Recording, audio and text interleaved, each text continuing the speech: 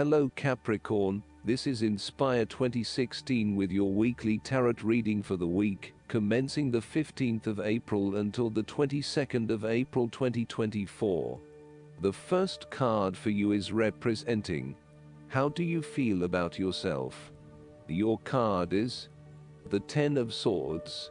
You may feel powerless as something comes to a crashing and sudden end, and you feel as if you are being attacked or backstabbed by someone else. You may even use this challenging time to portray yourself as a martyr, to show that you have put your interests last, but have suffered as a result. There is a difficult experience of endings, loss, pain or release. However, the saving grace is that you have a new awareness and a positive sense of relief, that the difficulty and pain will soon be over, and will evolve into something new. As with all endings, there will be a new beginning, a rebirth, and a rejuvenation of the spirit. So, while this card may seem negative at first glance, it is a card of hope, and an indication that your troubles will not be permanent. Furthermore, this is the final moment, and no more pain will come to you from that source. It is darkest before the dawn, and as gloomy as it looks, the sun will rise again. It can only get better from here. The Ten of Swords is about letting go and accepting your current circumstances. You no longer resist change but allow it to happen, even if it causes some initial pain and hurt to you. You accept that there must be change in order to facilitate renewal, and you allow it to occur rather than fighting it. After a painful situation, it is a signal to pick yourself up off the ground, and to reflect upon what happened to you and why, and what you can learn from the experience. The Ten of Swords is a sign that the pain and hurt you have endured has not gone without purpose. The positive power within you can be used to learn from your pain and draw wisdom from defeat. The second card for you is representing, what do you want most right now? Your card is the Queen of Cups. What do you want most right now is to empathize with others and to show true compassion. Focus on the emotional well-being of others, rather than relying on rational or logical explanation. You are here to support and to teach others, by drawing upon your own intuition and sense of calm and emotional connectedness. Learn how those in need cope with life's challenges and share your knowledge. Hug someone you care about. The Queen of Cups can manifest as a person in your life or as a part of yourself. There might be a mature female significant figure in your life, most likely from water signs.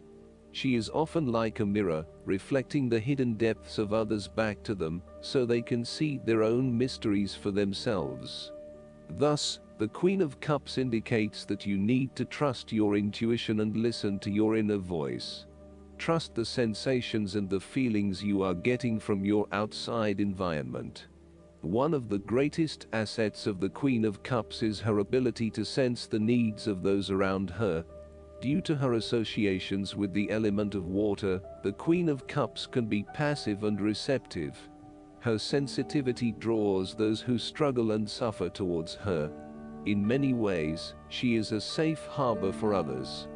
Her ability to connect on a soul level enables her to remedy the broken hearts of others. Her warmth and genuine caring make her a beacon of light. Because she is so responsive to the feelings of others, the Queen of Cups must constantly uphold her boundaries between herself and others. If not properly protected, the Queen of Cups can lose her own sense of self. This is her greatest vulnerability.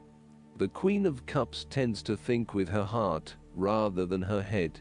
She may lack common sense and rationality, but she is highly intuitive and sometimes psychic and dreamy. Similarly, if you are finding that the logical approach is not working, then the Queen of Cups encourages you to follow your heart and not your mind. You may be required to turn inward and explore your emotions about a particular situation. The Queen of Cups symbolizes achievements made possible by the use of imagination and creativity. This is a woman who is highly imaginative and artistically gifted, affectionate and romantic in outlook. She is often involved in creative or literary pursuits, and enjoys art, good music, literature and things of beauty. Therefore, you may be more inclined to pursue creative projects, particularly if it acts as a form of self-expression. The third card for you is representing your fears. Your card is the Queen of Pentacles. You are afraid and feeling worried about whether you can be financially independent, while also still maintaining your family connections. You may be concerned that if you invest in your career or financial well-being, you might not have enough energy to invest in your family. Sometimes, you just cannot do everything and you will need to make some choices. You are also becoming very consumed in your work.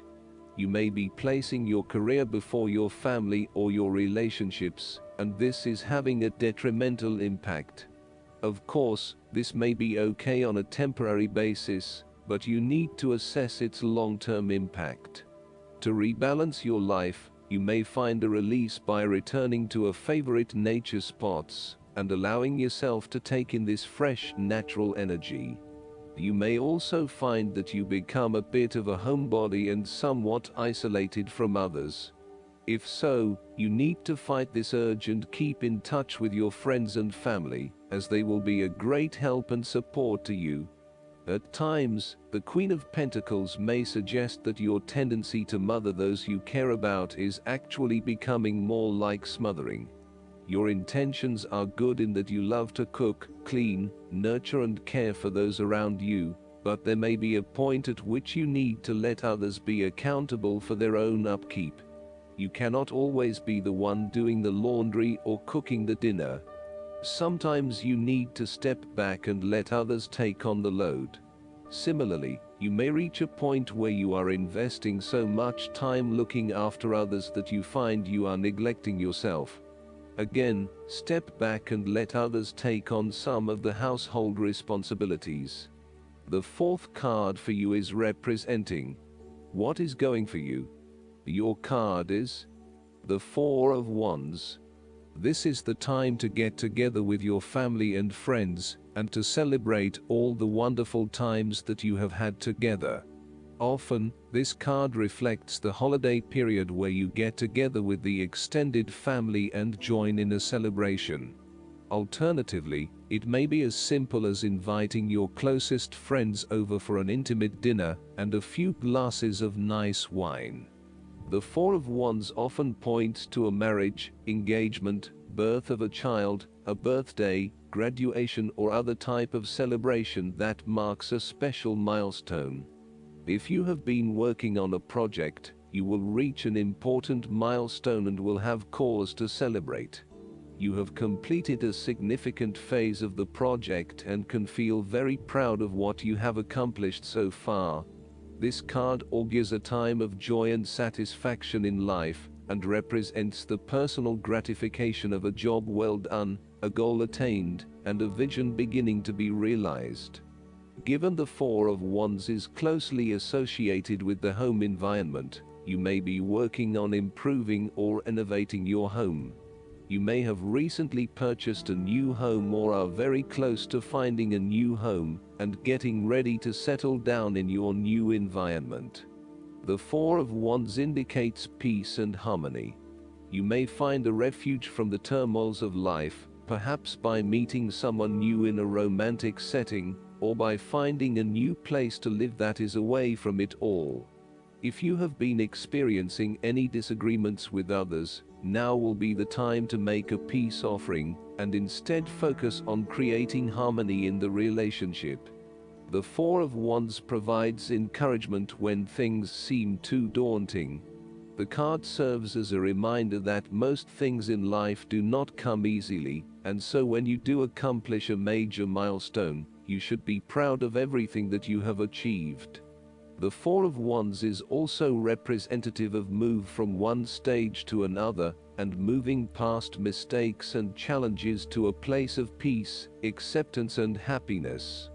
The fifth card for you is representing what is going against you. Your card is the Three of Wands. There may have been some unexpected delays and creative blockages to your path.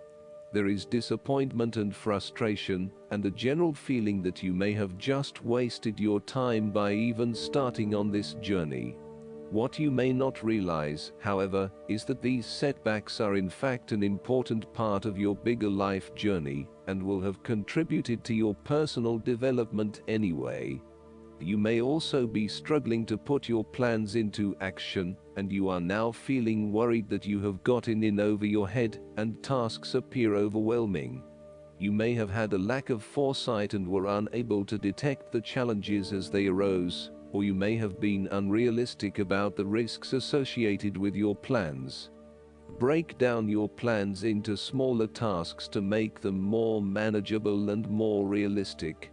Conduct a risk assessment ahead of time to understand what challenges you may potentially face, and then create mitigation plans to avoid or minimize those risks.